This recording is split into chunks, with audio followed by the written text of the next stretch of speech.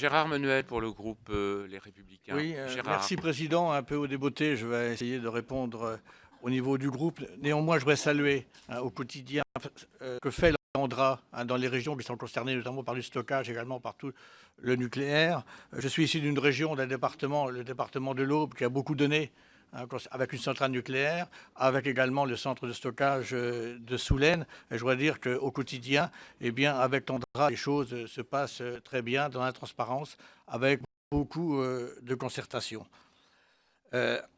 Pour chaque projet, c'est vrai, en vue de l'installation de tel centre, il faut bien évidemment répondre aux interrogations légitimes des populations et avoir l'ensemble des arguments afin de démontrer que tout ce qui est proposé est bien sécurisé. Et je pense que la reversibilité conditionne un ensemble de mesures de surveillance en particulier et la mise en place de protocoles très stricts. Je veux dire que dans ce domaine, on l'a vu par expérience, l'ANDRA fait preuve de grand professionnalisme, de transparence, et l'Agence nationale, au fil des années, il gagnera encore en crédibilité, donc en nécessaire confiance avec son environnement.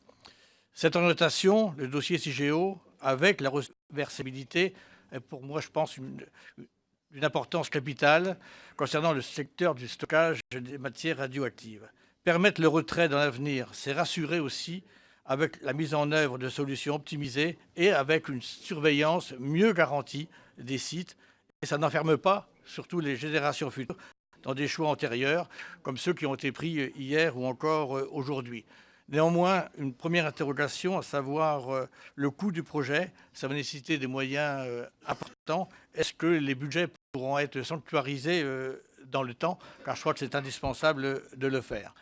Je voudrais dire aussi, je m'écarte un petit peu du sujet d'aujourd'hui, toutes les précautions d'usage que vous prenez et tous les moyens que vous y mettez dans l'accompagnement ne suffisent toujours pas pour gommer une image renvoyée qui reste négative pour les territoires accueillants et qui ne facilite pas la reconversion économique de ces bassins de vie qui, dans les décennies passées, ont perdu des dizaines de milliers d'emplois. Par exemple, je pense à la forge en Haute-Marne ou encore le textile dans l'Aube, le tout avec une agriculture aujourd'hui et son élevage qui est en difficulté. Donc, cette observation et cette question qui est à la marge du débat de ce matin, mais l'acceptabilité par la population et ses représentants locaux passe aussi par une image plus dynamique des territoires concernés. Et je crois que l'ANDRA devrait, avec l'État, être encore davantage plus en phase avec les doléances locales.